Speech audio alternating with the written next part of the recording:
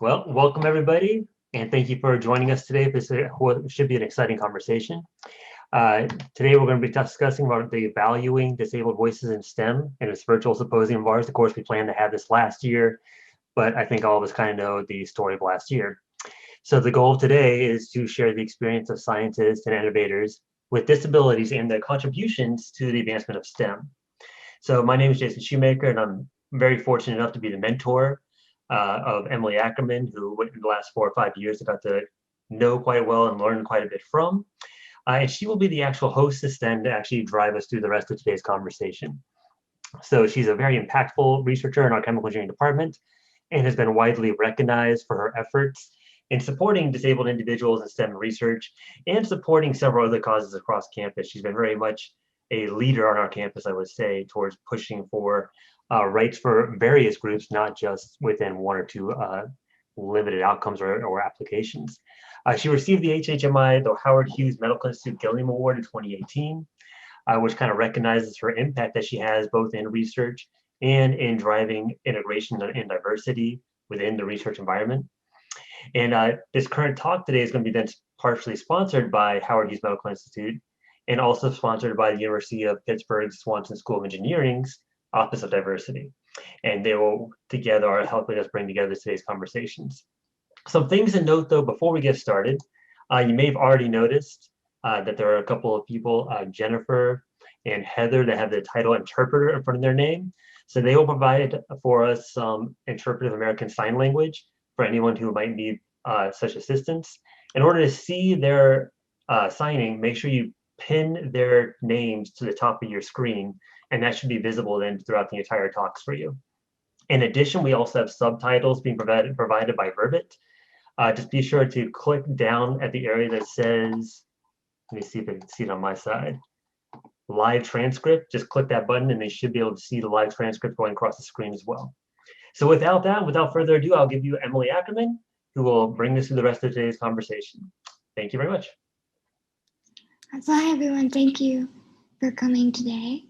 I'm really excited to have the opportunity to talk about something that is so important to me, the idea of disability and STEM and how those things are linked and how disabled researchers are using their identities as part of their kind of scientific viewpoint. And so I'm really excited to get our talks going today. And our first talk is from Dr. Cassandra Mccall. She has a doctorate in engineering education from Virginia Tech. And now she's an assistant professor in the engineering education department at Utah State University, where she looks at kind of general equity in engineering education. She's got her hands in a lot of things. And today we're going to hear a little bit about the identities of students with disabilities that draws a little bit on her previous life as a civil engineer, I think. So without further ado, let's hand it off to Cass. Well, thank you so much, Emily, and thank you for organizing this. I was very honored to come and speak with you all today about such an important topic that touches all of us in so many different ways. And so I'm going to go ahead and share my screen. I have dual screens, so bear with me as I try to get that shared. All right, so can you all see my my slides? Oh, hang on. Trying to look at the chat. Yes, we can. Okay, thank you, Jason. Thank you, Jason. For some reason, my chat also is not showing up. So if anybody has any questions or comments throughout the presentation, please feel free to let me know. As Emily had mentioned, a lot of the work I do have my hands in a lot of things. But one of my favorite projects that I'm working on, I'm actually Ashley Hsu, who also will be speaking later today, is also on this project team with me. And in this project, we're exploring the identities of disabled engineers in higher education, and specifically in civil engineering. So this work, as a quick acknowledgement, is sponsored by the National Science Foundation. We were very excited to get this award, primarily because it also communicates to the broader engineering community that this work is really important, that it needs to be conducted. So first, I wanted to give a shout out to all the members of the research team. So as I mentioned, Dr. Ashley Hughes, she's in Science, Technology, and Society at Virginia Tech, so we'll be hearing from her later on today. Lisa McNair and Marie Peretti are in engineering education at Virginia Tech. Denise Simmons is in civil engineering at the University of Florida. And then we also have had a graduate student, Courtney Zongrown, who is in counseling education at Virginia Tech, who has also helped us out in different aspects of this work. So today we're going to kind of give you a broad overview of what we've been finding in that study and then future direction. So it's still ongoing. I also wanted to give a shout out to the members of our advisory board. So we have Dr. Yvette Pearson, who's the Associate Dean for Accreditation, Assessment, and Strategic Initiatives for the College of Engineering at Rice University. And then Dr. Ellen Samuels, who's an Associate Professor in Gender and Women's Studies at the University of Wisconsin-Madison. So all of these individuals that I have been working on this project with for the last, 4 years now, have been a huge impact on my life, my identity as a disabled engineer, and on the field as a whole through their input and work on this project. So I wanted to commend all of them for that. So to start off, I wanted to share a quote with you that Matt King, so he's a lead accessibility engineer at Facebook, and him and I were at dinner because he was actually going to be a distinguished lecturer at the American Society for Engineering Education conference that year. And we were at dinner and we were talking about our stories and our experiences with disability. And he just looked at me and said, "What do you do with the sighted blind kid, you know?"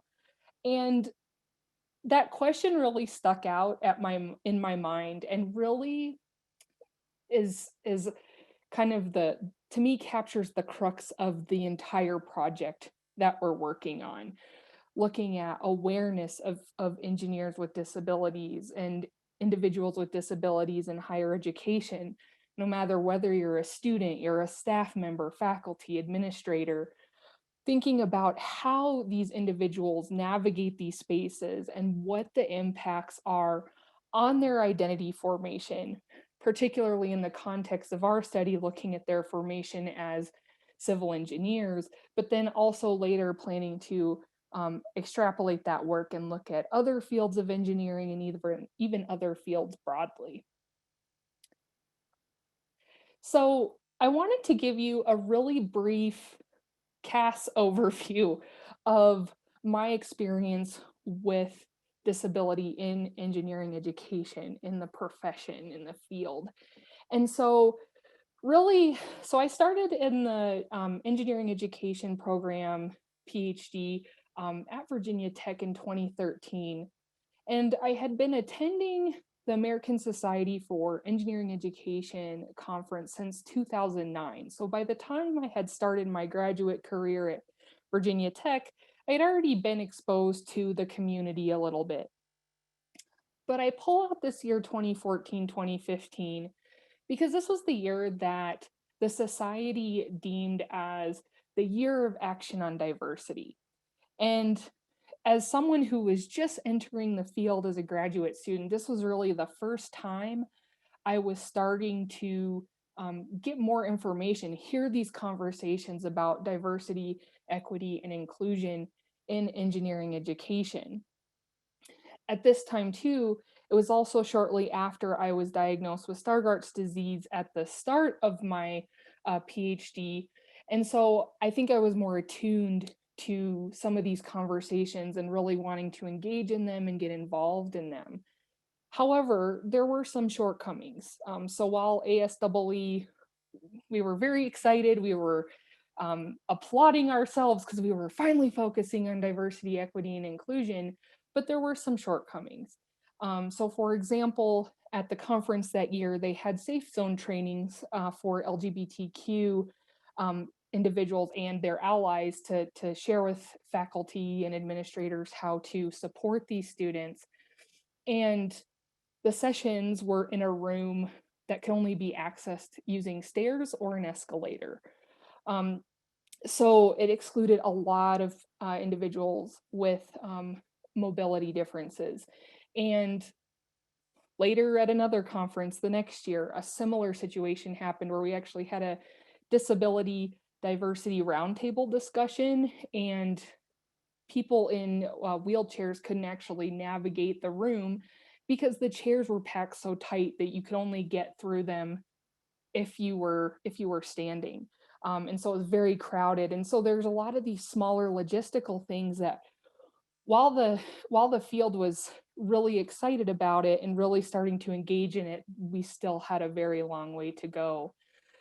And in 2016, Martina Swantek, who I've done some prior work with, and she was also at Virginia Tech and has very recently graduated. She had this really great quote that just summarizes even in 2016 where we were with disability and engineering education. And she wrote, "Within engineering education, the experiences of the disability community, of disabled students, and of disabled engineers are not yet part of our concepts of diversity and inclusion." And it was such a great quote, very to the point, and really succinctly summarized where we were at as a profession at that time. And so this really started to get us thinking about, for this project, what do these experiences and identities that students are forming look like? And particularly students with disabilities. And so one way we conceptualize that is looking at identity as a collection of different dimensions that become more or less salient depending on the context that you're in. And so this is why this model is conceptualized as a Bohr atom, and where that center of the atom is your core concept of self. And then depending on the context and the situations that you're in, your identities become more or less central to that core sense of self. So we have gender and race, which we had done quite a bit of work in engineering education in those spaces before. As I mentioned, 2014, we were just starting to kind of move more into looking at gender identity and sexual orientation and socioeconomic status, so broadening those concepts of diversity. And the one aspect that we're particularly interested in looking at in this study was their identification with their profession or their future career. And so as part of my dissertation research, I actually looked at a broader group of civil engineering students to look at their professional identity formation. And as a result of that work, I created this model called Advancing from Outsider to Insider model. And it was recently published in the Journal of Engineering Education. And what this model describes is it's a balance where you're essentially, or a scale, where you're essentially balancing your definition of self and your definition of profession. And through this iterative process of experience, self-evaluation, assessment, for example, in your courses, there's these different identity orientations that you take and these negotiations that you enact to maintain this identification with the civil engineering profession. Now, in my dissertation work, I had conducted this work with 32 undergraduate students, and out of the 32 of them, 3 of them had actually identified and disclosed a disability. Which wasn't something that we were expecting. But when I went in to analyze those interviews, I realized we're really not doing any justice to these students' stories, which then was the impetus for this project. So overall, we're asking, how do students with disabilities develop or fail to develop identities as civil engineers? And for research question 1 and 2, we're particularly interested in looking at this formation during their undergraduate program, so the experiences that are influencing these things, and then also their first year of work. So we actually followed students for 3 years. Some started as juniors and we could follow them through their first year of work. Some started as freshmen and we followed them till they were juniors. So it just kind of depended on where they were in the program when it started, to where we ended with them in terms of interviewing. And so through this qualitative grounded theory analysis, we found this sub-process of establishing definitions of self. And so really the crux of that sub-process is whether or not students are including disability identity in their definition of self. So on the right side of the screen, we have this zoomed in portion of the AOI model where we're really focusing on that construction of the individual's own identity and how they're defining themselves and what is actually going to be included in that definition. So on the left side of the screen, we have a list of causal conditions, intervening conditions, strategies, and outcomes. And these are all components of a grounded theory model. And so for, let me back up for a second. And so for each of these components of this model, we have identified these ways in which students with disabilities or disabled students as they self-identify are navigating this entire process. So if you want to learn more about the ins and outs of the grounded theory components, definitely let me know. But what I wanted to highlight here in my talk today is that each of these things, so experiencing or discussing a barrier difference, requesting and managing accommodations, all of these items that we have identified within this study, they're occurring at different levels. So they're occurring within the context of engineering or civil engineering culture, depending on how the student is describing that instance. And also this broader societal culture and institutions that we typically experience just in our day-to-day lives. And those are then mediated by the student or the participant's individual background and experiences. So for the sake of time, I'm just going to focus on the first intervening condition, which is assessing disclosure. So an intervening condition is something that's influencing a strategy, and a strategy is an act that the participant is performing in this social process that we're looking at. So in this case, professional identity formation. And the theme that I wanted to focus on with this one is navigating sociocultural expectations. These are my two favorite topics to talk about in the study because they're so dynamic and students have really been able to articulate these things in the work. And so it's been really great engaging with them and listening to their stories. And then I'll conclude with defining and identifying with disability, which is something we're still parsing out. So in terms of looking at assessing disclosure in these broader social contexts, so we've had participants who are assessing their disclosure to justify a behavior. So this captures those negotiations that participants are making to others as a means of justifying a certain behavior or action. So particularly if a student notices that this is something out of quote unquote normal behavior. And I will use normal with air quotes for the rest of this presentation. So Madison, who has Lyme disease, she was actually speaking about justifying the need to stop work on a project. So a lot of times just college students in general, known for working on projects, you know, there's this constant push to have students work in teams. And while that is a great thing for our students to be doing, Madison also recognizes that when she stops this work to go take medication or to take a break, that it's something that's different from what her peers are used to seeing. And so she said, last semester, I was really in a really extensive group project and I was working with the same people, and I'd be like, oh, well, I have to go do this, or I have to go take this medicine. Once people started asking a lot of questions or being like, why do you do all these things? Then I'd be like, okay, I should probably explain. And so then thinking about, when do I need to disclose my disability to my peers, to my professors, for example? We've had a lot of students talk about that.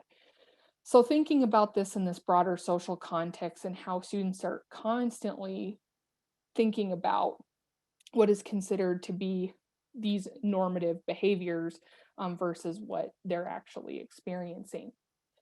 This then goes into the civil engineering area specifically, and we start to talk about job applications and also duties that civil engineers have in the field.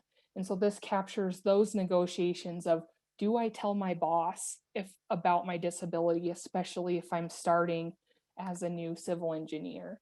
And so Matt, who identifies as epileptic, he said, so yeah, there are some job choices. I don't think a company would trust me with any sort of heavy machinery if I mention disability. That's the line too, because as long as I don't mention it, they wouldn't know.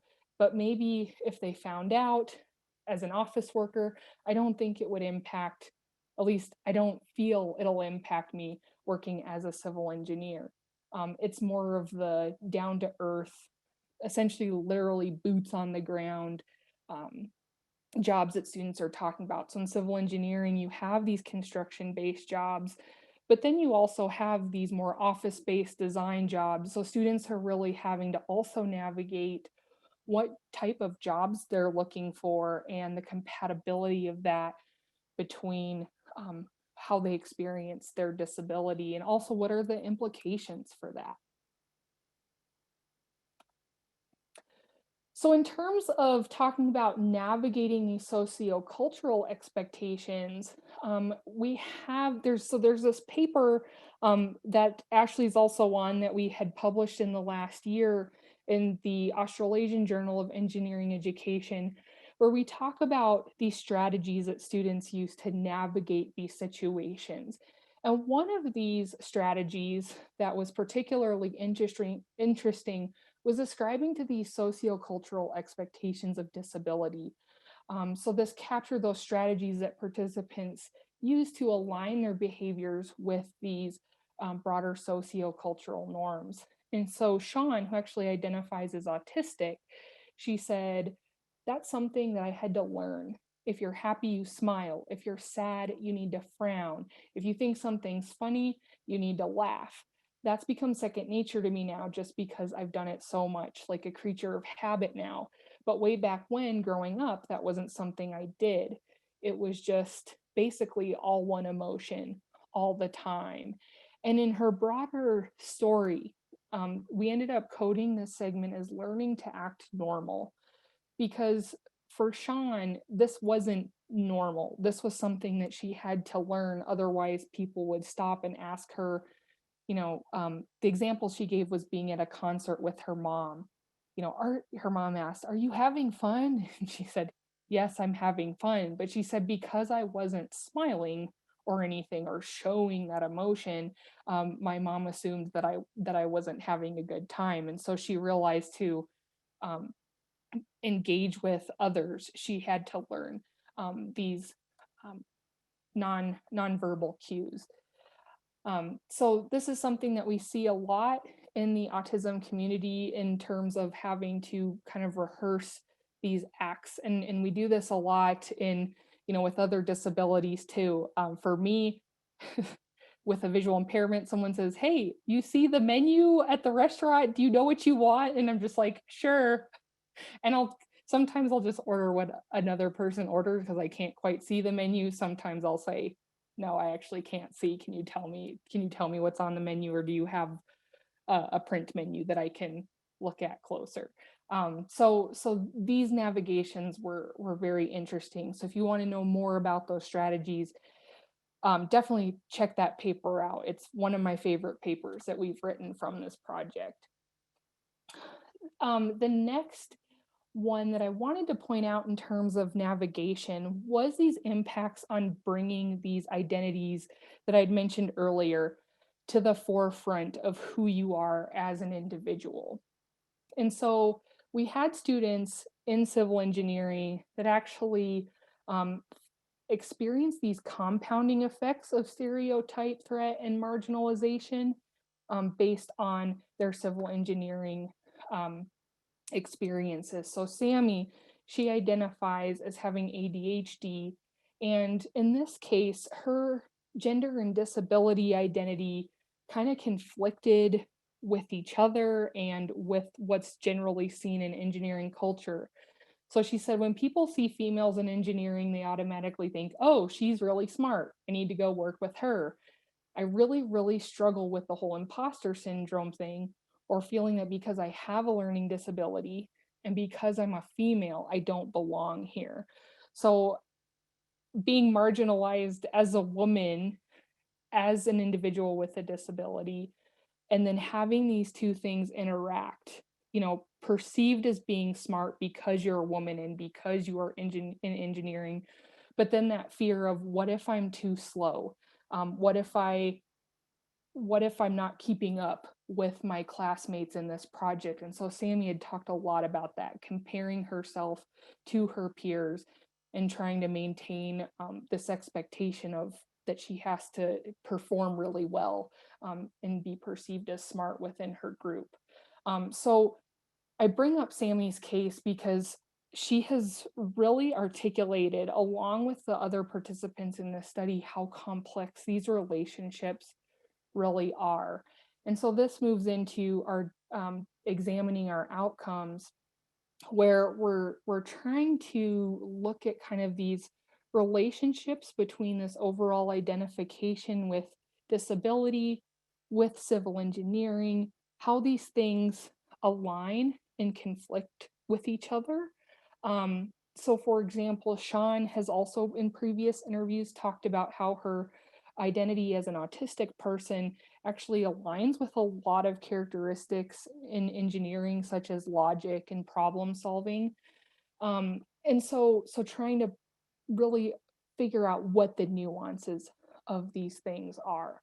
And so this figure on the right is just kind of a qualitative mapping of kind of what we're thinking in terms of these individuals' identities. They vary, but really trying to figure out what those differences are and how they're being influenced. Also, we've been looking at conceptualizations of disability from medical, social, and social relational perspectives, looking at context, looking at diagnoses, thinking about how students are telling us their stories and how that can vary based on when they were diagnosed.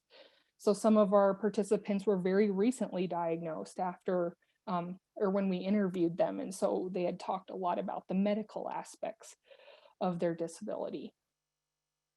And lastly, we have quite a few publications in development. So stay tuned for that. One, I told Ashley I was going to shout this one out so you all can keep us accountable for it. We're actually working on a paper to be submitted to engineering studies discussing how we use the term accommodation and empathy in engineering education. So a lot of times we think of empathy as walking in someone else's shoes and understanding the experiences and thinking about how the use of those terms in engineering can be problematic and critiquing that. And then another area, another paper that's in development is looking at how we as researchers can in general just make research more inclusive for any type of research, since people with disabilities are often excluded from those conversations. So with that, I have my contact information up here. So if you guys have any questions or want to chat more, my email is cassandra.mccall@usu.edu. And thank you so much. Thank you so much, Cass. We probably have time for one question if anyone would like to unmute or place it in the chat and I can read it.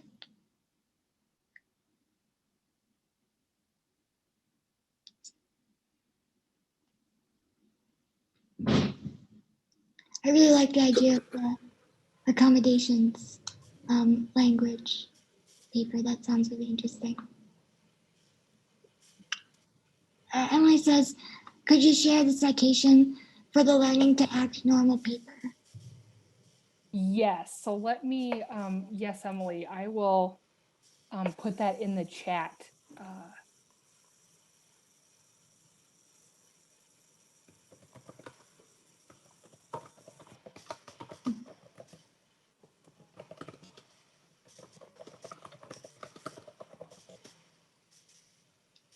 If there's no other questions, we're going to continue our kind of talking about students and their experiences with a student panel.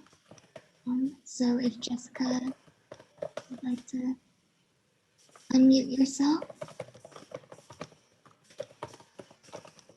Hello. Oh, There you are. yes. With you, Jason. I'm just trying to turn on my video. All right, here we are. Hi, everybody. I have already told Emily, but we were having some computer issues, so I'm on my phone today. Hopefully this is coming through. Yeah, we can Oh, thank you.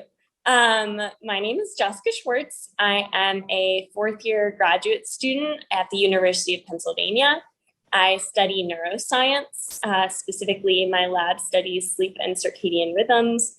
Our lab is primarily founded in studying flies, but we also study mice and cells in humans.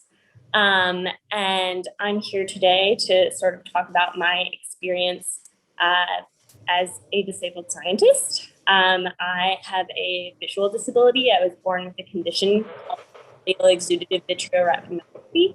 But basically what that means is I don't have central vision in my left eye, and I also don't have perfect vision in my right eye. Just some retinal folds and stuff. So basically I'm legally blind in my left eye. I also happen to be dyslexic, so I can sort of talk about physical and learning disabilities. But yeah, I'm happy to share my experience with you today. All right, thank you for that really nice introduction. And Emily's already been introduced by myself, but perhaps she'd like to do a little more introduction of her own self. Sure. Yeah, so I'm Emily Ackerman. I'm a sixth-year PhD student. I am a systems biologist researcher in a chemical engineering department. I am a wheelchair user since I was 6, and I do a lot of work around disability in general. And Jessica and I know each other from the Gilliam program, which is what's funding a lot of this. So we're very happy to be here. Thank you very much. So this is going to be a student-led panel, so I'm just going to ask some questions and get your responses about how you feel about certain scenarios related to disability science in your careers. So our first question then is, and I'll go ahead and start with Jessica. How do you think your disability or your disability identity influences your identity as a scientist? Yeah, so I think one of the, maybe essential definitions, and the previous speaker sort of mentioned this in terms of like thinking about characteristics that make good scientists and characteristics that have disabilities. And I definitely think that it's been really important my whole life, especially as like I grew up in a public school and, a not, especially accommodated classroom or anything like that, to be a good problem solver, to sort of come up with alternative ways of doing the same thing as everyone else, especially because while, I was supported my whole life in academic environments where people were willing to help, no one knows your experience. And so it has been really common in my experience that people are like, we want to help you, but we don't actually know how to help you. So you need to figure out what you need, and then we can help you. And so I feel like some of those same problem solving skills have been really important, in my daily science work. So often, especially in this pandemic, you've been thinking about like us not being able to get supplies that we can normally order. And how are you going to come up with alternative ways to solve the problem if this technology doesn't exist? Or You tried one, way of meeting your hypothesis and you got an inconclusive answer. So I sort of think the abstract thinking and problem solving that I just, subconsciously was applying, to be a successful student throughout my academic journey before being a PhD scientist, has been really helpful in just thinking about my problem solving as a scientist. Oh, wow. Okay. And Emily, would you like to answer as well? Sure. I think I echo a lot of that. And I would add, I think collaboration is a large part of my identity as a person and as a scientist. And they kind of play into each other. So in my day-to-day life, I rely on others to help me with the most basic kind of living tasks. And I exist on a timetable. I go certain places and do certain things at certain times.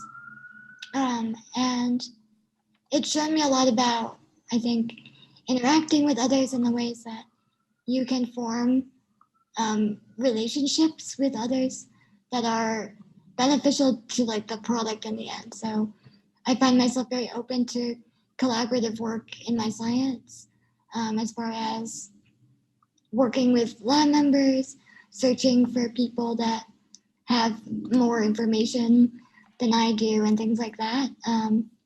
And just accepting help. I think I really learned to do that as a result of my identity. Right. All right, very nice. And then the next question we were going to ask was, where do you experience ableism in your day? And especially for those of us who really don't handle it or have much exposure to this idea or concept, can you kind of give us a better explanation of what is ableism sometimes? Like, how is it noticeable and not noticeable? And how can we better identify it? And let's go with Emily first, because you're on my screen right now, and then we'll go back to Jessica. Sure. So I could start by defining ableism for people. So ableism is the discrimination against disabled people, and it can take many forms.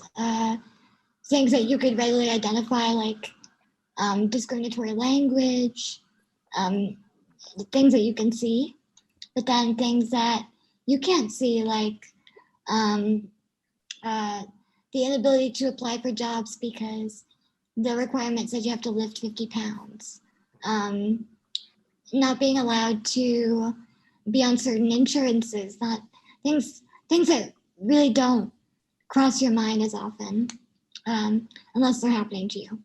And so I think I can maybe give an example of both in my academic career.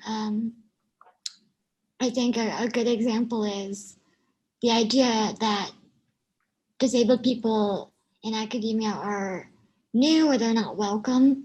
And that may not be explicit, but it's in the form of things like the setup of classrooms where there's so many chairs in a classroom that you can't get through. Or what I found when I became a PhD student was that the podiums, no one expected me to be teaching. So when I got to the podium, I don't fit between the podium and the wall. And then every day when I would go to teach, I would have to rearrange the entire podium to be able to reach things. And so that was a very physical example.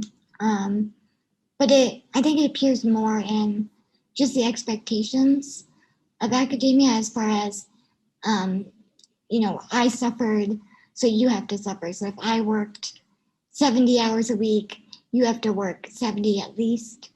You have to be committed to doing this if you want it.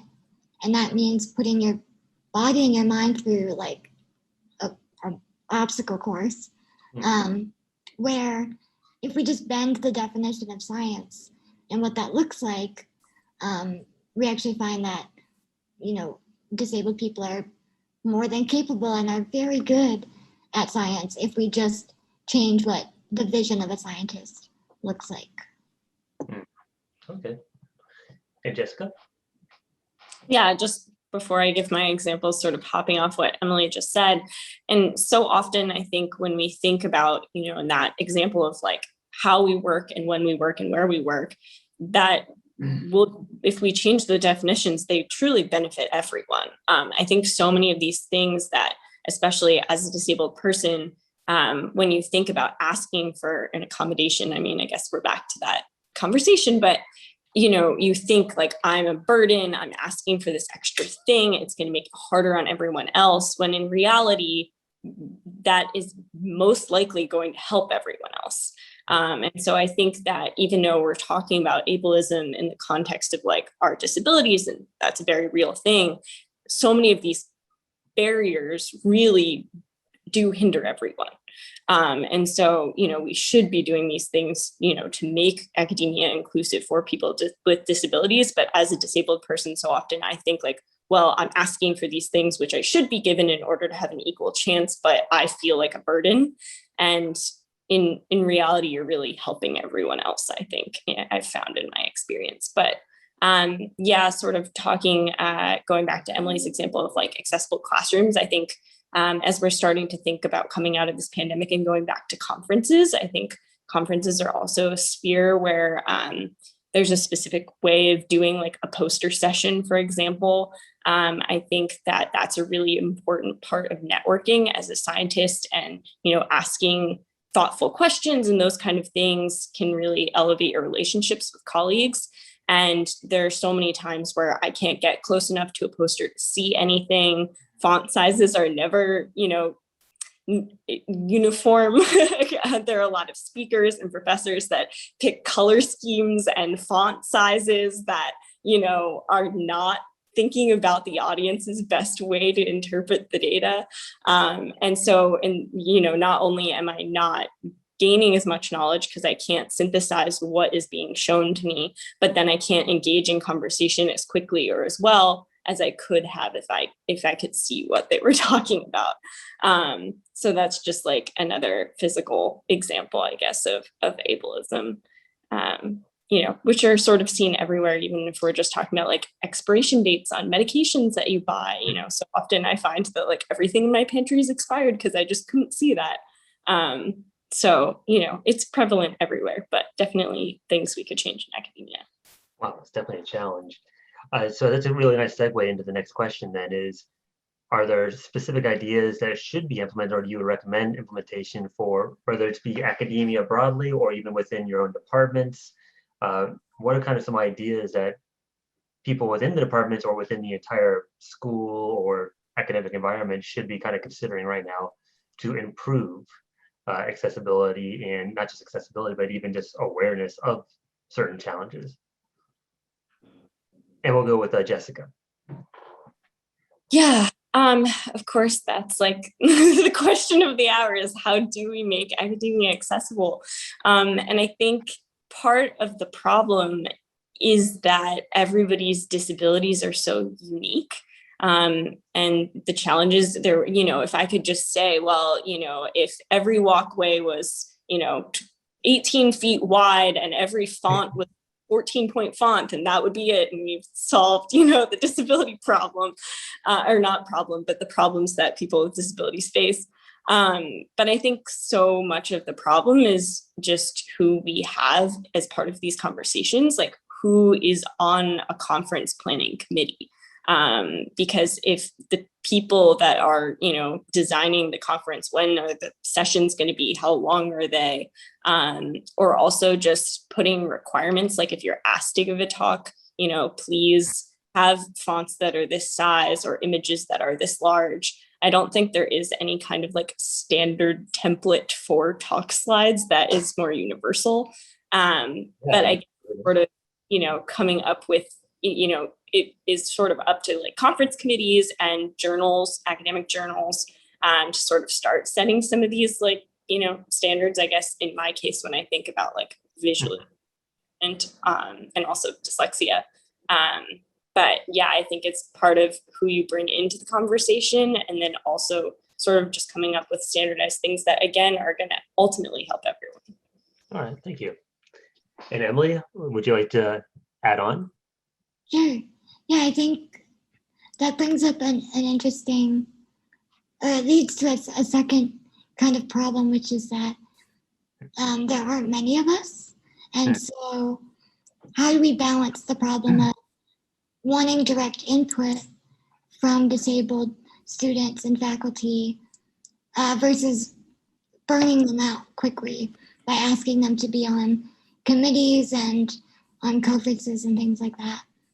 And I think our mindset around disability in general, but in academia for sure, is that we'll just wait for someone to have a problem, or we'll wait until, it comes up for some reason. And people aren't seeking that knowledge themselves. There aren't talks like this very often. And so I think just as a general academia-wide change, there could be just a lot more conversation about our experiences and the ways that we envision change, not so that we can do it ourselves, but so that we can collectively make these changes and really benefit all of us without kind of burning us out in the process. So I think that's dependent on greater conversation and also just mentorship and things like that, focusing on our identities as people and scientists and how they interact with each other. Yeah. And I think part of the problem also getting people to disclose. I think a lot of people, you and I are people that, are comfortable sharing that information, and it's integral to who we are. But I think so often, even like I've faced, groups of people where, I've qualified for things because I have a disability, and the institutions are like, well, we didn't know that you qualified for this thing. And then I'm like, well, there seems to be some resistance also to having a list like of people that are identified, even if you sign up and say like, hey, I'm willing to be on the people to be reached out to. It's a little bit different than some of the other underrepresented groups in science that one, maybe, it's more transparent to their identity. So, can't hide it, or there isn't as much, there are different stigmas with the different groups, of course. And so part of the problem too is getting input from people that just haven't shared the fact that they have these experiences. Oh, yeah. All right, well, today, thank you for sharing your thoughts on that. And we were going to segue into some questions from the audience, and we already have one actually.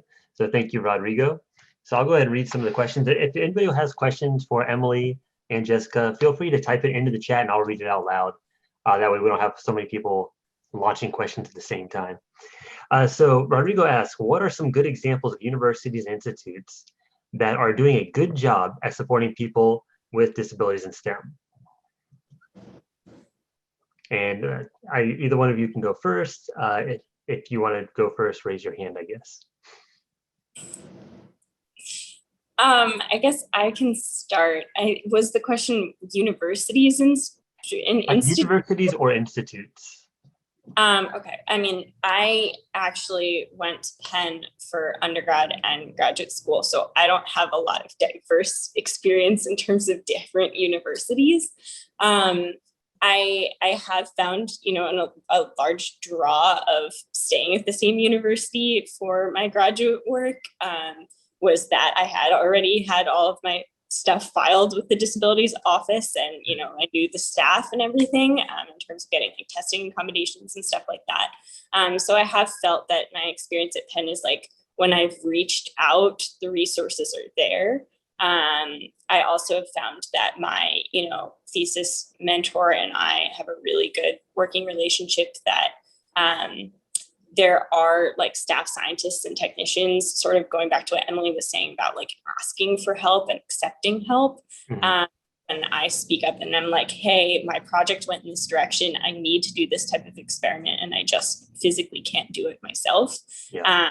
That there is a support network there. So I think so much of it is making sure that you have a support network But so often, even when the resources are there, you really have to say, like, I need help in order to get the help, which can be problematic. Okay. Yeah, I would say university-wise, it's very dependent on the university itself and who's running the offices of disability resources. For institutions, I would say, you know, speaking from personal experience, a large part of the anxieties and things that trouble me day to day is money, because it's expensive to be disabled, to pay for housing on a graduate student stipend that's accessible to, I pay for medical care. And so programs that are especially designed if you're disabled and looking for something, the Gilliam Fellowship that Jessica and I are on is for underrepresented graduate students, including disabled, and postdocs as a Hannah Gray version. And then things like the NIH do have funding for supplemental grants. And so they are out there, but it's just, you have to find them. So again, you're asking for it. A lot of the time, they don't just come to you. Okay. And so I think some of your comments will actually kind of lean on to a question that we hear from Lauren. So before Lauren's question, we have a comment from Rami Rasper that so much about this is on directing input and burnout. And burnout's a big thing we've heard from multiple speakers now in the last few years, spanning multiple different groups. And I have no advice on how to handle that, to be completely honest, because that's the nature of the imbalance, I suppose. But so if you have some comments on burnouts, but also we have a question here, is there anything science funders can do or not do to better support people with disabilities? So you can feel free to address either one of those, and let's start with Emily. I think the funders who focus at least some or equal attention to mentoring as they do to the science itself is really helpful, because it's often just, I need support to make it through. And so the idea that you value me as a person and everything that comes with me, as much as my science, is really important to me. So any kind of emphasis on mentorship, I'd say, is helpful. That's a really nice answer. Okay. And Jessica, do you have any comments as well? Yeah, I think sort of going back to Emily's previous comment about like what fellowships are available to support students with disabilities, I have found that, for many reasons, but better funded professors just can be more accommodating. That so often, if there isn't the support staff in the lab to lean on to help with, an extra set of hands to do experiments, if you need a special microscope adapter so you can see better, like so much of it just is monetary, unfortunately, in addition to the emotional and educational support that Emily was talking about. So I think that, the diversity supplements the NIH has, and Gilliam Fellowship, Hannah Gray Fellowship, but also I know at least my university has a specific like technology grant that I can apply for if I need a specialized piece of equipment, but maybe having more of, science foundations think about how to adapt science equipment to better fit lots of different people. Again, those are just added expenses of having students with disabilities, and that, does put pressure on the mentor in ways more than they can just be emotionally available or, available for students. Yeah, and you always hope that the university has additional funds to help fill in some of these gaps. So it's not always promised, it's not always guaranteed, especially if it's going to be a specific equipment for one lab, then it does become really challenging. So we also have another question here again from Rodrigo. It's quite a long question, so I might try to summarize a little bit. So the University of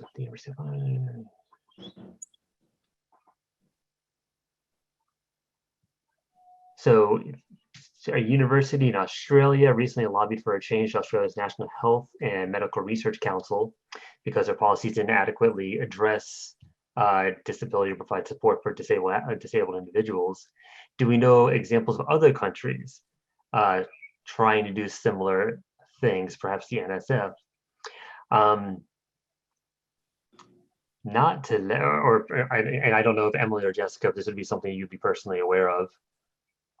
I know, as Emily's already mentioned, NIH does provide supplements for individuals if you're already on a grant. Supplemental support then for individuals of certain backgrounds, whether it's disability or specific ethnicities. NSF, I'm not aware of having any specific programs necessarily for this, but they do individually provide awards for graduate students and postdocs that do take that into account in addition to their merits. That's about as the depth of my own awareness. Do you have anything to add to that? I would just add, and this also ties back to the previous question, that a lot of these types of changes are happening now. And so like in my experience, there will be a call for a grant or a program or something, and it will say it's for underrepresented groups, and it will list groups and not disability. And so it takes some prodding to say, do I qualify for this? And so these kinds of changes to guidelines are happening in real time. And so it takes all of us kind of poking at that to make those changes. All right, well, thank you for that. Thank you for the questions from the audience. We definitely appreciate the interaction to help drive all this conversation. And we're at 4 o'clock and we still have 2 more speakers to go. So we're going to switch back to our talks then, unless there's any other comments from Emily and Jessica to kind of wrap up the session. No? All right, well, thank you very much. We're all clapping very vigorously. I know it's hard to hear and hard to see, but it's definitely happening. And we'll go back and let Emily introduce our next speaker. Sure. So yeah, thank you, Jessica, for joining. So the second half of today, we're going to focus on a more design perspective in the classroom and things that we maybe aren't as familiar with if we're not in tech, but I think we'll all see that these are highly relevant to what we're talking about. So our next speaker is Dr. Cynthia Bennett. She has her doctorate in human-centered design engineering from the University of Washington. And currently she is a postdoc split between CMU's Human Computer Institute or Interaction Institute and Apple. And so a lot of Cindy's work, again, is she's got her hands in everything. Things like defining frameworks or exploring the role of empathy in accessible design.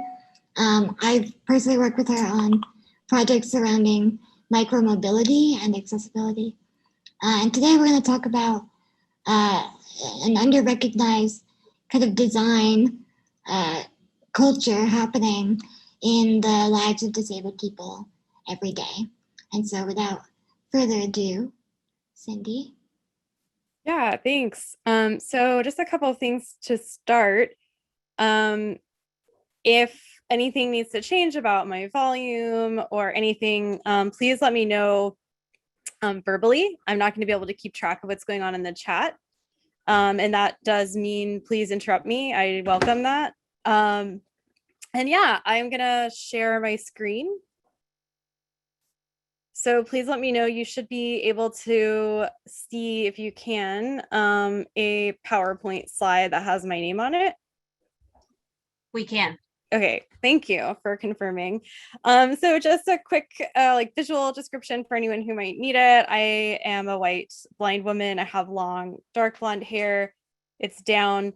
You probably can't see it, but I'm wearing a shirt called that says "Access is Love." And I think that artifacts like this, like shirts and things that are made in our disabled community, are really great examples of kind of design, disabled design that I'll be talking about during this talk. If you are interested in these shirts, maybe someone can put a link in the chat. I would definitely look them up. There's Access is Love. It was a campaign by a few disabled activists, Mia Mingus, Alice Wong, and Sandy Ho. who've designed shirts and other kind of swag. I also have a copy of the slides. It's in a screen reader accessible PDF. The transcript that I will be reading out loud is also in the PDF. So let me grab the link for that and put it in the chat. And if copying things from the chat is hard for you, I'll be mentioning my Twitter handle and email at the end. It's pretty easy. It's CLB for Cynthia L. Bennett 5590. So CLB 5590. That's on Twitter, or at Gmail is my email if you need access to any of the materials. Let me see if I can drop this link in the chat.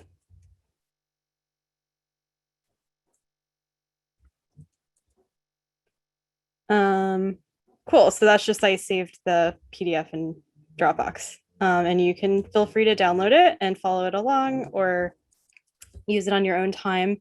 So my first slide, just giving a quick overview that Emily already did. Thank you. So I have a couple of research programs that I'm working on right now. They're not exactly what I'm talking about today, but just at a higher level. So my keywords, I say, are technology, disability, and power and accessibility. And so I generally work in the field of human-computer interaction. Some people call this user experience. And I'm a person who researches to try to understand what is the relationship between technology, disability, and power, and how can our design as well as our field kind of respond in ways that are kind of more thoughtful to portraying disability in empowering and positive ways. Specifically, I work on this talk today will be in this first line of research, kind of developing practices and cultures so that we can have more accessible participatory design. So participatory design is inviting people in as your collaborators and your equals who aren't formalized researchers or designers or technologists. And a lot of actually the methods and tools that we use are not accessible. So you might be doing work towards an accessible outcome, but a lot of the processes and tools and cultures are actually not accessible. So I'm trying to address this fact that we assume disabled people are on the outside and not on the inside and not in need of accessible tools. And then my second thread of research is artificial intelligence is being applied to solve a lot of accessibility barriers. But there's a lot of problems with AI and machine learning concerning bias, as well as creating access barriers. Actually, the project I worked on with Emily talks about that. I'm not going to talk about it today, but there will be a paper coming out really soon, and I'm super excited. I messaged Emily kind of randomly. I was like, hey, I'm moving to Pittsburgh where you live, and I saw you posted something on Twitter. Can we meet? So thank you for that, Grace, and to connect. Yay, yes. Okay, so I'll move on to talk about the specific project that I was invited to talk about. So I'll overview a project I did during my PhD research. The paper associated with it is called Biographical Prototypes, Reimagining Recognition and Disability in Design. And I later can paste a link to the paper in the chat. I'm not gonna stop right now and do it, but I collaborated with my PhD advisor, Daniela Rosner, and another PhD student, Bern Pio. They do amazing work. Feel free to check them out. They're awesome. Daniela does a lot of feminist technology, including kind of rewriting histories of women's contributions to computing. And Buren does a lot with queering human-computer interaction, queer and gender non-conforming ways of addressing kind of technology design in the health space. So I find talks can be kind of long and sometimes hard to think up through. And so I've been trying this out. Here's a prompt. So throughout this talk, I'd like you to reflect on this question. How do you recognize disabled creativity in your own work and life? I'm not super clear exactly who you are in the audience, could be a variety of people, but I hope you get from this talk that disabled creativity is out there and there are ways that we can incorporate it into our work. And I hope my project provides one example and gets you to think a little bit more about what you can do in your own practice. So before diving into the details of this project, I know I've said that about 3 times, but I want to set the stage with a story. And so this story is about the founding of OXO Good Grips, which is now a famous brand of kitchenware, famous for selling tools that are comfortable to use. And their website has a story recounting the company's founding, as a lot of company websites do. And part of it reads, more than 25 years ago, Sam Farber noticed his wife, Betsy, was having trouble comfortably holding her peeler due to arthritis. Sam saw an opportunity to create more thoughtful cooking tools that would benefit all users and promised Betsy that he would create a better peeler. And so I have kind of grown up, quote, professionally in the fields of human-computer interaction, accessibility, and some broader engineering contexts. And this story is very popular. It is very popularly told to argue that when you design for accessibility, you ultimately benefit everybody. And OXO is like the zillion-dollar business that proves that this adage is true. And so when I learned the next thing I'm going to tell you, I was kind of blown away and I had a big aha moment and changed the course of my research. So in 2018, the New York Times featured an interview with Betsy herself, who is now retired from her career as an architect. She reflected, the general understanding was of the brilliance and kindness of Sam, who made these tools for his poor, crippled wife so she could function in the kitchen. I will probably go down in history as having arthritis rather than having the conceptual idea of making these comfortable for your hand. So it turns out that Betsy had prototyped an ergonomic jar opener, more comfortable vegetable peeler before the company's founding in the late 1980s, and these tools remain some of their best sellers today. So here we have heard two versions of a story, and it may seem surprising that Betsy was not featured more prominently in OXO's version of the story. But design thinking activities and the way that we communicate the role of people with disabilities reinforce certain stories around disability and design, namely that people with disabilities are not expected to be designers. So thank you, Ashley, for putting the link to that New York Times article in the chat. Definitely worth a read. And so when I read the story, I was like, oh my God, I am part of this system. I absolutely believe that disabled people are engineers and designers. But I teach and I propagate this rhetoric by not questioning stories when I read them, being like, oh, that's so cool. OXO makes accessible stuff. End of discussion. So I started to ask questions. And through that, I developed the project that I'll share with you today. So more generally, disabled people regularly adapt our worlds, and some scholars from disability studies, including Amy Hamre and Kelly Fritsch, have named this CRIP technoscience, or the disability-informed alterations like activities of experimenting, modifying, inventing, and dismantling inaccessible infrastructures. And as I will argue in this talk, recognizing CRIP technoscience may be a starting point toward kind of inserting accountability to disabled people into our design processes. So another example of CRIP technoscience, again, we just saw one from Betsy Farber, but another one is Sandy Yee, who is a purveyor of CRIP couture, and you can find a lot more of Sandy's work by Googling it. So here, Sonora Taylor models some of Sandy Yee's prosthetics. So they meet a functional need, but by providing Sonora Taylor with particular types of movement, but they are also lined with soft embroidered material. And this fabric makes a connection between body and prosthetic pleasurable and personal. The locations of embroidered bumps and textures were chosen to fit curves of and folds of Taylor's body specifically. And so with this example, I kind of want to make a point that there might be things that we think of as accessibility, like let's make this work for the disabled people, but something CRIP technoscience brings is thinking about, more than that, like how do we actually kind of create pleasure and aesthetic and where disability is actually kind of this nice experience again, kind of bringing pleasure into it. And so I wanted to show the ways that cryptechnoscience and disability design can really stretch what we think of design and also accessibility. So I kind of developed this concept or this activity called biographical prototypes to try to insert disability design or cryptechnoscience into my field, which is largely absent and intentionally erases those disability stories, as I just showed you with OXO. So biographical prototypes are material manifestations of stories of making something work. They foreground people with disabilities as the fashioners of their own stories in design contexts.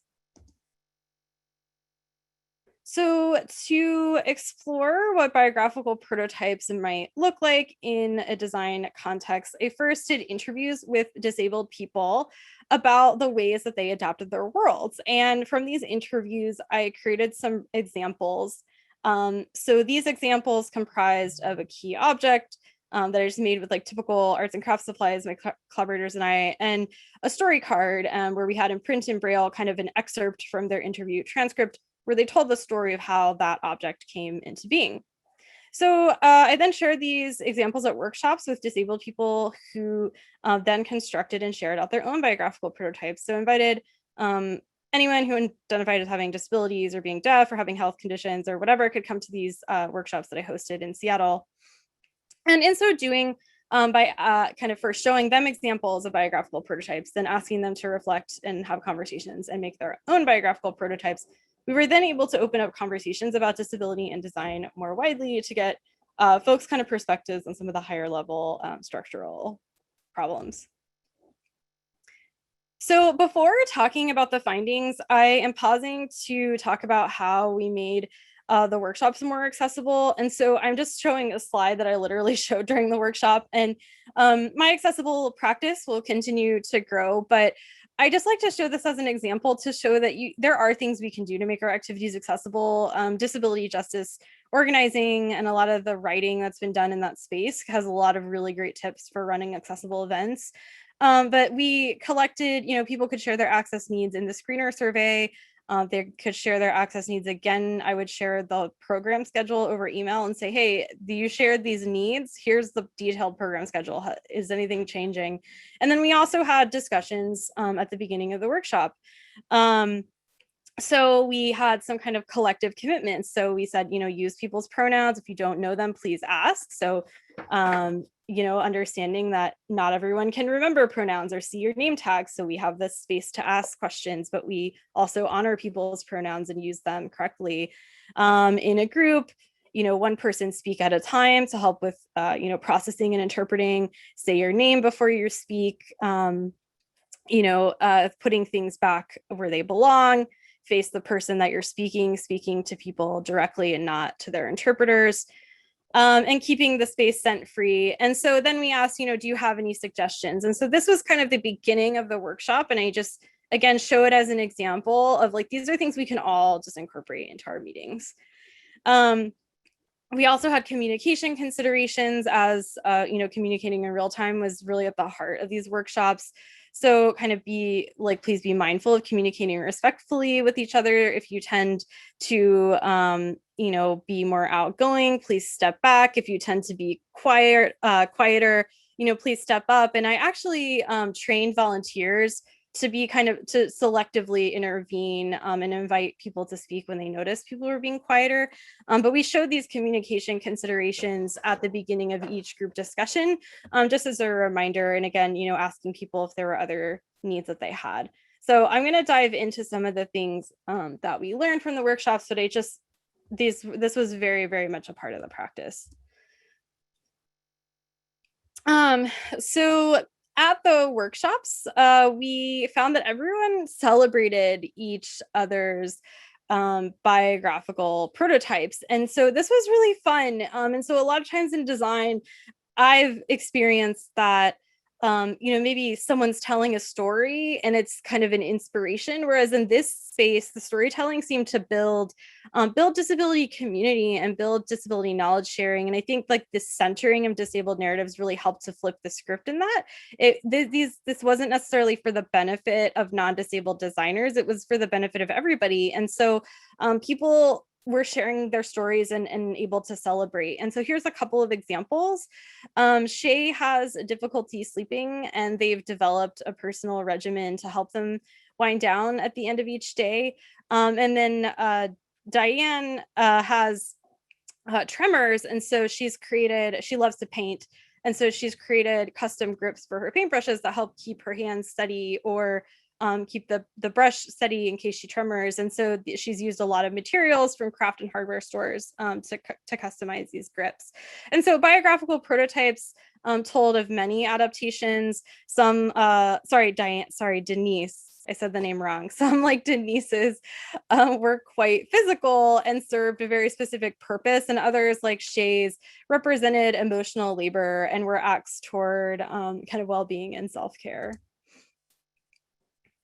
So in conversations, we learned a few lessons, and participants spoke of a societal perception that they simply don't have such stories. So this kind of echoes some of the things I've already presented today, but just kind of articulating that this was very much felt by the disabled people who came to these workshops, really felt this largely. And so Tali, one of the participants, summarized, who is credited with design depends on who is given the most agency. When people see that you're disabled, they won't think of that person as possibly coming up with that design for themselves. And so participants were very aware of this ableism. That meant people presumed that they were acted upon in design context and not presumably already the designer in their own lives. And so additionally, we learned about attention, which was a great learning experience for me. So with the celebration of stories came frustration. Participants also wanted structural ableism recognized. So Carrie shared this, like, one of my favorite quotes ever. She said, "I don't really want to be the designer. I want someone else to do the designing, and I want to benefit from it." I think the Pollyanna part of it is, well, we're all designers, but is that the optimum condition for people with disabilities? That sounds like a job title I don't want. I want to make a distinction between the power that comes from sharing the things that we have to do versus the fact that we have to do them. These things we have to do shouldn't have to happen. And so sometimes when we talk about inclusive design, actually all the time, we tend to assume and believe that all disabled people would love nothing more than to help us with our design project or get involved. And, some people can be very enthusiastic, but not everyone is. And also, many disabled people would just really like to go about our everyday lives and not have to be redesigning so many things. And so for this to be possible, this kind of underscores this idea that design and technology fields need to ultimately make accessibility a pretty serious commitment, and recognizing these stories, because disabled people, it might be really exciting and empowering for us to share our stories, but we can't design ableism away on our own. So through this project, I learned that biographical prototypes can foster recognition of contributions to design by disabled people. But when I do this in future, I need to do better, and others need to do better, to acknowledge that structural ableism cannot be overcome through the sharing of these stories. We need to acknowledge those difficult histories to kind of nuance the celebrations so that we don't unintentionally obscure and make it look like disabled people are totally cool and happy to like design everything on their own. So now I'll remind you of the prompt that I posed from the beginning of how do you recognize disabled creativity in your own work and life. I hope that maybe this talk has given you some pointers to cool people that are sharing their work and ways, thoughts of ways that you can introduce disabled creativity into your own practice and sharing it with your colleagues. So thank you. Again, my Twitter handle is at CLB5590. My email address is the same, just with gmail.com at the end. And I welcome you to reach out, particularly if you had any access barriers to accessing the presentation I just offered. But other than that, I'm happy to take some questions if we have time. We do have time. So if anybody has a question, you can unmute, you can type it in the chat, whatever works best for you.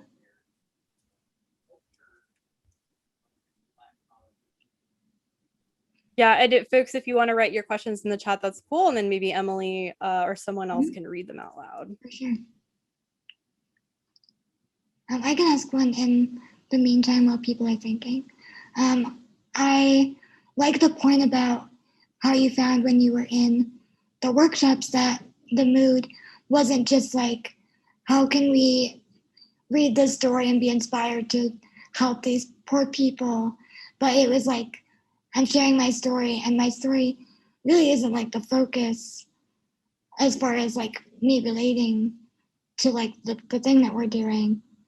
So I was wondering if you had suggestions on ways that we can kind of make design rooms look more like that, where there's less inspiration and more working. Yeah, thanks for that question. And so I will say that sometimes I do want to acknowledge kind of one of the biases is that, I've kind of become known in this area. And so there may have been, maybe some people kind of already, knew that these are part of my commitments. But some things that I think really helped are access commitments and those like material, in this case, slides, and having a conversation, I think went a long way to make it very clear that disabled people are centered in this space, number one. Number two, I think another thing that helped was being really clear, like who was the author of these biographical prototypes.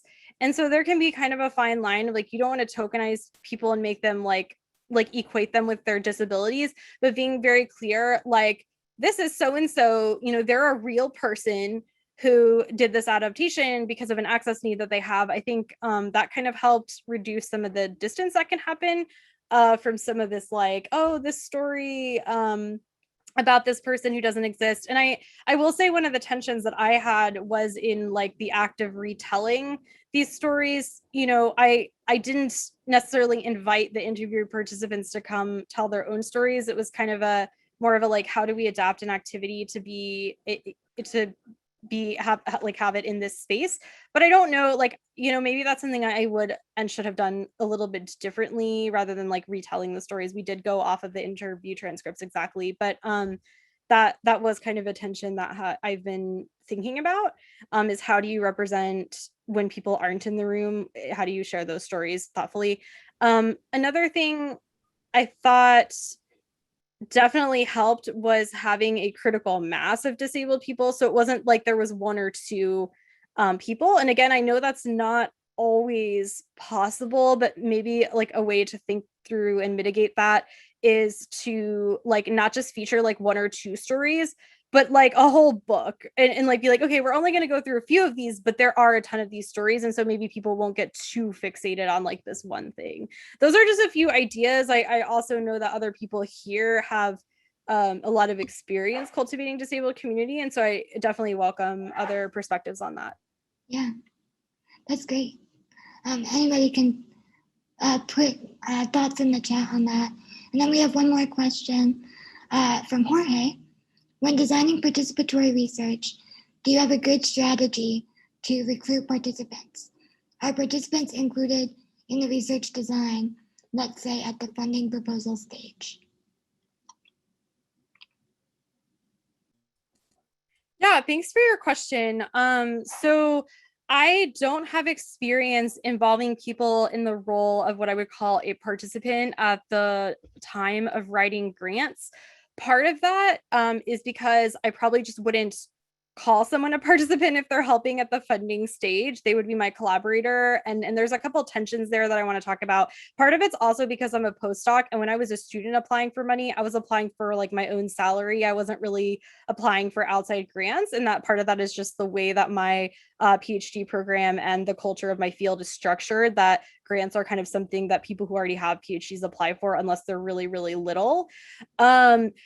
Some tensions that I have, I really agree with involving folks with disabilities, like when at all possible, but I want to do so thoughtfully. And so when I am applying for grants and I have, my goal would be to have disabled collaborators, but I would really also want to compensate them. And so I kind of need to thinking about being thoughtful. So I will say we had, a design team with a variety of experiences, including disabilities, that worked together to do this whole project.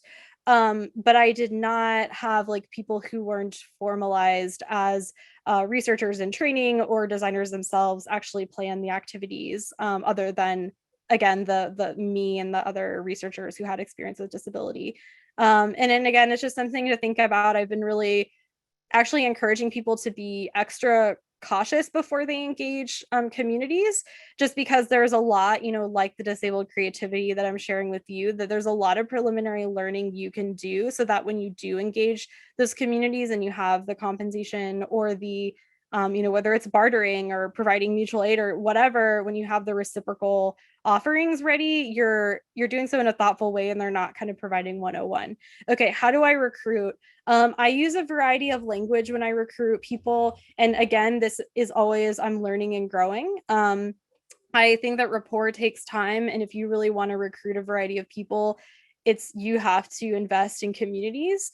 And that means showing up for communities for reasons that are not, I'm recruiting for a study. It means like, maybe I'm going to do some mutual aid in your community. I'm going to be a listener, and this can take years. But some other hacks that I've thought of are to use a variety of language. Not everyone uses the word disability. So I recruit for people who have chronic health conditions or mental health conditions, or who identify as deaf. So I try to use a variety of language, and then I try to recruit at like public community centers. And then I also screen. So I screen to try to recruit a diversity. So I'm not, I don't just let everyone into my studies right away. I do some kind of demographic privileging of people who can offer experiences that are not well represented. So I'll stop there, but my recruitment and involvement, like participatory design, is always evolving, and I could definitely be doing better. So in the interest of time, we're gonna move on. Katie has a question in the chat that maybe you'd wanna answer in the chat or connect afterwards. Can you read it out loud really quick? And I'll answer it in the chat, thanks. Do you have thoughts about the current research that's funded, like how it may be biased, doesn't facilitate accessibility, or advancement of helping disabled individuals have less ableism to face? Okay, thank you. Yep, no problem. So thank you so much. That was so interesting. And our last talk of the day, I can't believe it, is from Dr. Ashley Hsu. She has a doctorate in Science and Technology Studies from Virginia Tech, which she is now an assistant professor in that department. And so she does work around this philosophy of technology, bioethics, focusing on disability. She is the cyborg queen. And what's I think really interesting is that she's been teaching a class called Disability and Technology since 2015, and on a career grant from the NSF from 2018 until 2023. So Ashley, take it away.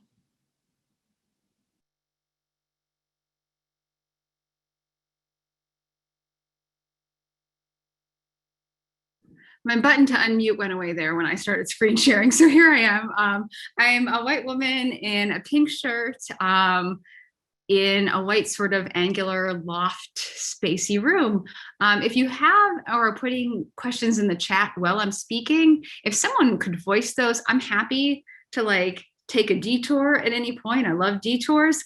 If you want to ask questions as we go. I'll read them out loud. I can read them out loud. Oh, that would be great. Thank you so much, Emily. And thank you for inviting me to this today. I feel like I saw this ad, poster, whatever you call it, for valuing disabled voices in STEM, which is what I have projected right now. And I liked it so much, I stole your design for my slides. So I'm using slides that have a dark green and then a very light yellow. And I want to talk about news stories for better disability tech and for disabled researchers. What I'm speaking on is based on work supported by the National Science Foundation under award number 175-0260. It's a pleasure to do this work. I'm excited to talk about this in a panel about valuing disabled voices in STEM, because often STEM doesn't value disabled voices. Academia, which was wonderfully covered in the student panel today, is ableist. I think about all the hoops we have to go through just to be considered disabled and worthy of what turn out to be completely reasonable and not very exciting accommodations. The whole process is set up to be hostile often along the way. So if things weren't hostile, they become that way as you try to navigate particular workforce structures in STEM, particular training opportunities, and so on. I decided when I became disabled to be like really loudly disabled. I was lucky to know about disability studies before becoming disabled, and in fact really enjoyed reading disability narrative. And so at every reception at my university, I get cornered and someone will tell me they're disabled. They're not registered yet. They're just starting to use the word. Maybe they're talking about chronic health conditions or some of the other terms that Cynthia talked about to sort of capture, a larger disability community that doesn't necessarily say the words yet. But I'm just struck at every moment how our voices are overlooked in ways that become really problematic when we're talking about diversity inclusion initiatives, especially when we talk about, I could safely come out as disabled, right? I can't avoid it, in fact, because I'm someone with apparent disabilities, but I also have non-apparent disabilities. And I think about the ways in which different intersections of identity make coming out as disabled actually much more difficult as well. So what is my research about? Let's see if I can get this to go to the next slide. No, yes. So when we're talking about, no, it's not going, there we go.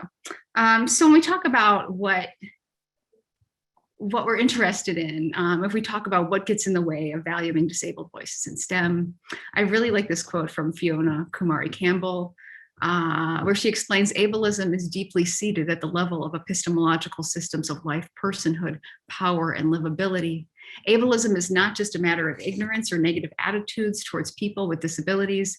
It is a trajectory of perfection, a deep way of thinking about bodies, wholeness, and permeability, and how certain clusters of people are enabled via valued entitlements.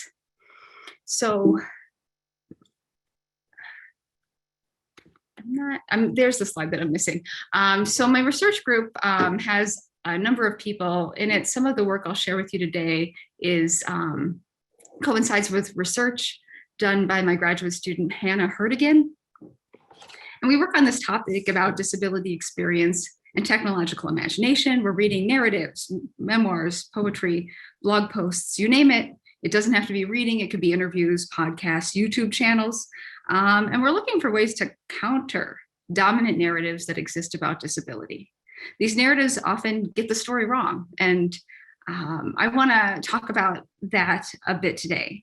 So there are certain tropes about disability that end up haunting our stories, that end up feeding into the way disabled people are understood and used by science, by medicine, by engineering, that really infect what it is to be a disabled person in society. These tropes fall back on sort of ableist depictions of disabled people and are just very limited ways of considering other human beings. So my plan is to briefly talk about these common representations about disability, to talk about how these tropes make their way into how people think of the role of engineers and other STEM professionals who work on disability, and then show you some other ways to think about this. These are counter narratives that I derive from my group's work and from my student Hannah Hertigan's work in particular.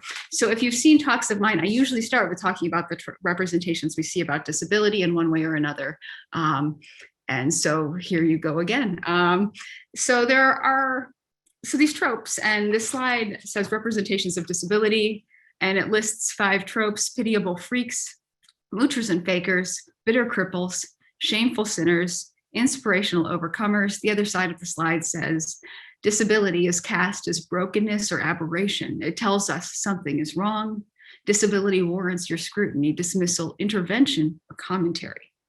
These tropes, the ways disability is often framed and shared in our media depictions, in our children's stories, in any movie that has a disabled component, present limited ways for disabled people to be in the world. In all of these cases, disability represents some sort of brokenness that warrants something on the part of, say, other characters in whatever movie you're watching, or on the part of STEM professionals, or in the part of people to monitor and police a disabled person's actions. So here are the 5 tropes, and I'll talk about them a bit more in a second, but I want to point out that these tropes are general categories and play out differently based on various facets of identity and social context. As a white woman on a prosthetic leg with a gait that has improved over the years, my body is often read as this last one, inspirational overcomers, that I'm overcoming my disability in some way through the use of technology. Of course, we don't stay in one frame, right? Depending on who we're interacting with, disabled people might get read through some of these others. So at times, to other people, reading my body differently, I am a pitiable freak with a broken body that is perhaps medically interesting, while others might inquire what I did to cause my amputation. In other words, what shameful sin made me this way. We've actually seen a lot of this shameful sinners narrative with COVID, actually, especially around conversations related to obesity and serious complications and death due to COVID-19. I also think here of the way Lynn Manning in the poem The Magic Wand describes whipping out his white cane, indicating his blindness, and how that changes the biases and perceptions around him, from stereotyping him as a tall Black man who might be good at basketball into a blind Black man who surely can pound the keys of a piano with flair. Here, the specific tropes about blind Black men come into play that differ from the ones I'm offering. So these tropes are not universal, but some operate around particular disabilities. This next slide has screenshots of 6 different colorful images, and I'm going to describe them as I describe each of the tropes around these images. So the first one, pitiable freaks, I have represented by the first 2 images here. The first is a meme that gets shared around prom season every year, and I've seen many versions of this and many different stories where actual news people go out to report on, oh my God, a disabled person was asked to prom. So this particular meme says, he asked her to prom in her condition, like and share equals respect, and it features a young Black man in a white suit holding the hand of a woman in a pink dress and a power chair. This points to sort of the pitiableness that and we see this passed around all the time. One nice thing about COVID-19 is we don't have as many prom stories about just people taking pity on disabled people and being their dates to prom, which makes local news in so many places. Right, so this is one frame, right, that disabled people, how to act on them properly is to treat them like basic human beings, but also, in sharing this sort of thing, it's dehumanizing. The disabled person is the person to enact your kindness on, rather than a participant in these activities. The second one over is a screenshot from YouTube of the I Am Autism commercial by Autism Speaks. Autism Speaks is a hate group. It's regarded that way by many autistic-led organizations. And if you've ever seen the I Am Autism commercial, which you can also Google and find on YouTube, it features this scary voice that says, "I am autism. I have come to destroy your family. I will make sure that every time you go out to eat, it ends in like screaming and tears." It like lists all these like small indignities and suggests that people need to donate money to Autism Speaks to fight autism, to find out the causes of the disease and root out a disease from a child. Of course, autistic adults exist. They're not represented in this picture, and they wouldn't want to be, because it makes autism seem like something that is separable from people, something that you can diagnose and cure with just the right research. And that's not how autism is, and lots of conversations that are going on, and the resources of a number of autistic organizations. If you would like more information, I can get you those. But this is also used in a lot of, this trope is also used in a lot of charity for disabled people, that you make being that type of disability sounds so bad that it warrants intervention in some way. And the intervention is one of sending money in the case of a lot of charities, but they make disabilities seem impossible in ways that end up dehumanizing disabled people. The next trope over is the snarky Wonka meme. And it says, "Bless your heart, trying to get disability benefits. I don't think lazy is a disability." And this is the representation of moochers and fakers that I've chosen to use. But anytime I hear people talk about disability parking, anytime anyone thinks disabled people are getting something nice, this sort of meme, this sort of trope jumps into action. And it leads to a situation where if you don't have an apparent disability, you might be afraid to use disability parking because people will approach you and critique you and question whether you deserve the things you have. It also leads to, when we talk about receiving disability services and accommodations, the way in which people are treated in those situations is really reprehensible at times, because the assumption is that we have to prove we're disabled at every moment of the day. And the fact is that most people's disabilities vary. Right? So you can have flare-ups of symptoms and need an accommodation one day that you don't need another day. And that it's not that straightforward. And in fact, we should actually just trust disabled people and what they say about themselves. It also plays into anything where we talk about disability benefits that are financial, where people worry that people are gaming the system, but it's really hard to get those benefits, in fact. The third here is bitter cripples. I have Gary Sinise playing Lieutenant Dan in Forrest Gump with his legs cut off, and he is bitter because he is disabled, right? That the bitterness he has comes from his disability, and I'll talk about that some more in a moment. The fourth is shameful sinners. I have the meme that has a man with a mustache. I forget what his name is. He's someone notable. Oh, this fell away. It says, "New frosted flakes with marshmallows." That's what he's holding up. "Free diabetes in every box." I think about this meme and others that blame people for their disability statuses and suggest that disabled people, that they are wrong for becoming disabled. We also see this in sort of tropes around refrigerator mothers during the 1980s, which was thought to be a cause of autism, where the sin on the part of the mother not being warm enough caused a child's autism. We know that not to be the case, but these sort of narratives that invoke some sin, some lack of moral fortitude on the part of the disabled person. I think also about how particular types of cancer are depicted and how AIDS was often depicted in the 80s and the 90s. The last one here might seem like really great after we've been through these others, right? The fifth one is Inspirational Overcomers, and this one is represented by two people on running blades. One is a young girl in a yellow dress, and the other one is Pistorius on running blades, running next to this girl. And the quote from Scott Hamilton, who is not a disabled person, saying, "The only disability in life is a bad attitude." And this might seem like a positive move after you've heard all of these other things, but all of these common tropes, all of these common stories stink for disabled people, right? Being held up as an object of inspiration all the time means that you're not supposed to live your life for yourself, right? Being an object of inspiration means that people don't have to worry about the injustices that come to you because it's taught you to be resilient so that those obstacles are somehow justified in the end. All of these tropes find their way into how we talk about disabled scientists and engineers, and how we talk about disability technologies, and how we enter into situations in which we devalue other people.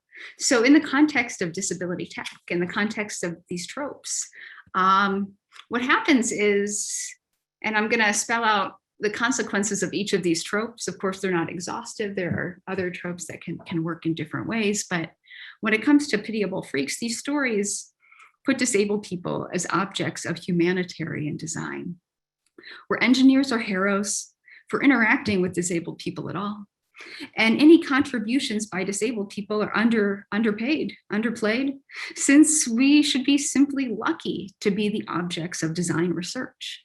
So when it comes to our participation, when we talk about participatory research, where people who might not have any orientation to disability take up disability projects, they're often lauded in any news coverage. Often disabled people aren't quoted in that news coverage. And in fact, often when we talk about different developments only made possible through participation, often the people who participate are not paid. I think about all the amputees I know who have worked on the part of different prosthetic companies and done it just because, right? That they weren't offered financial incentives to do it.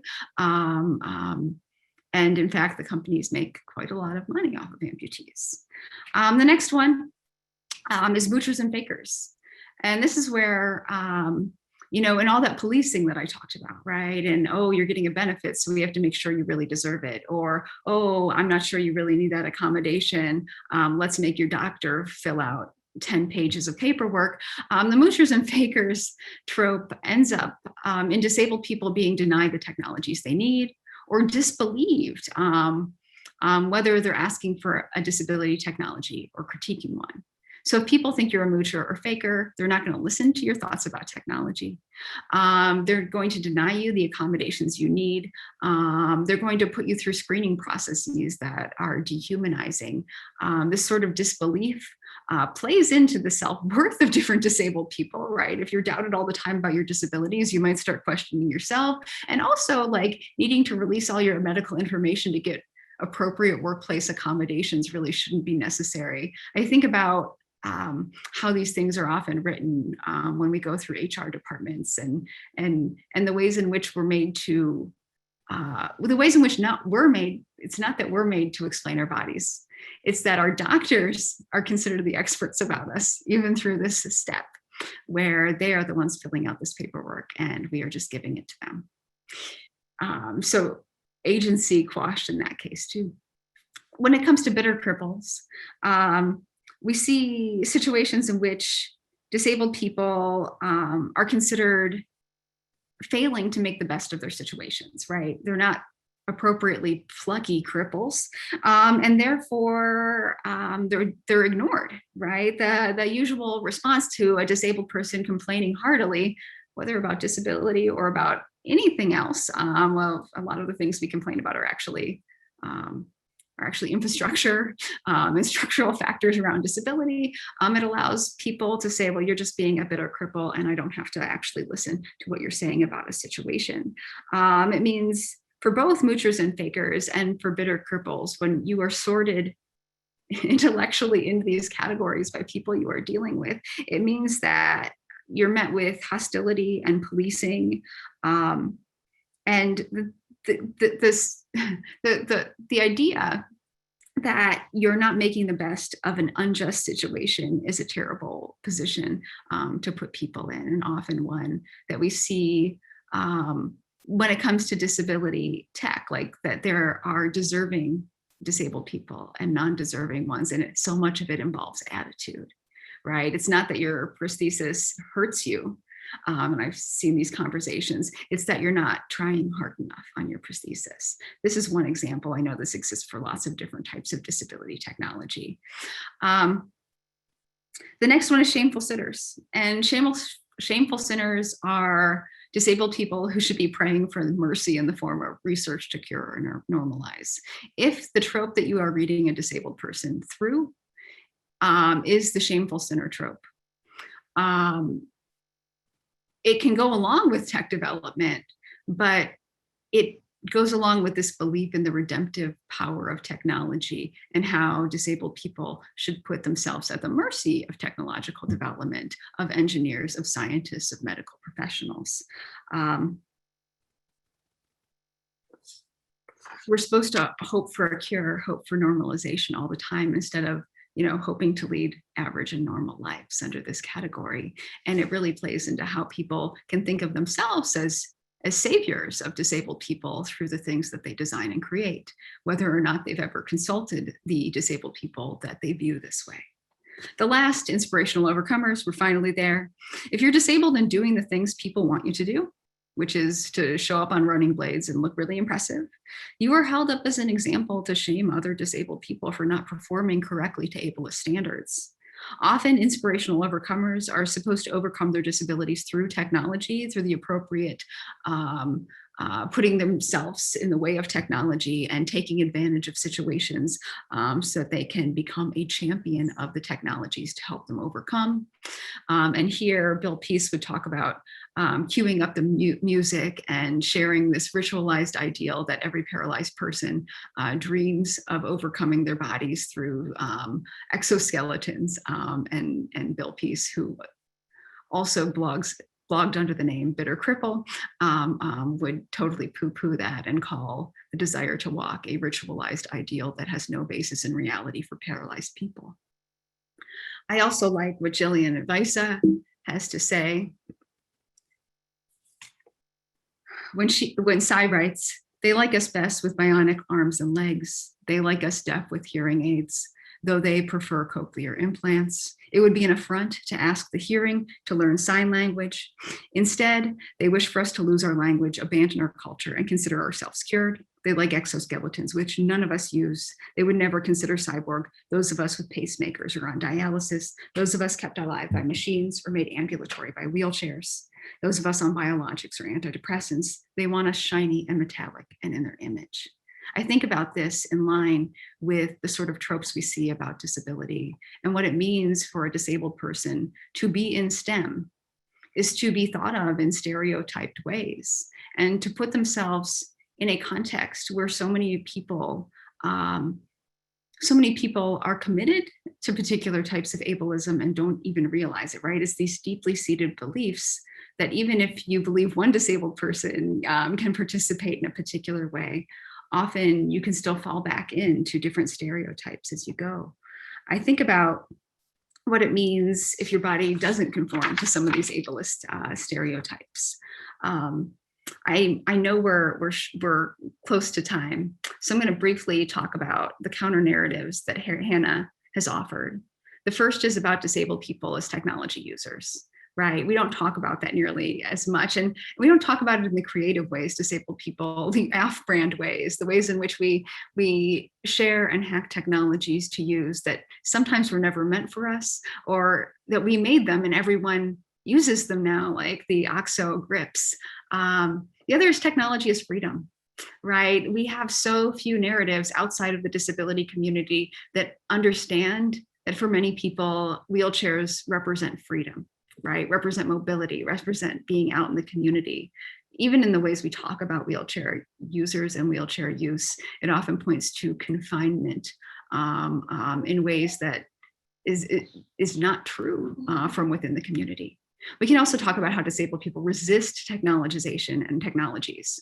I think about the spikes that people add to their wheelchair handles to suggest you don't get to push them. And then there's technological ambiguity, which is a term from STS, right? That technology isn't always good, it isn't always bad, and it can be good and bad at different times. It's not this linear relationship that technologies are good writ large for disabled people like they're often depicted. And then, of course, Cynthia told you a bit about the Crypt Technoscience Manifesto and Crypt Technicians. And that's the fifth counter narrative that Hannah's been working on with me. Counter narratives help illuminate the importance of disabled people in STEM to me. So these counter narratives are developed from narrative accounts that Hannah and the rest of the group has been reading and assembling. And we find these sorts of counter narratives over and over in the things we're reading. And they illuminate like the ways in which disabled people are uniquely qualified in STEM, even though they've long been so disrespected in terms of being makers and creators in their own right. So what does this mean for disabled voices in STEM? Often we talk about advocacy around pipelines and leaky pipelines and a lot of plumbing metaphors that are unfortunate, but we need to make sure that disabled candidates can flow through these pipes, right? Which means changing disciplinary norms, notions about time and about rigor and about pace and about professionalism that it's hard to think the Academy is ready for. And we also need to think of disabled people in STEM in terms of a much longer history than we know or talk about, like Betsy Farber with the OXOs. So much of disability history has been written out of our technological record.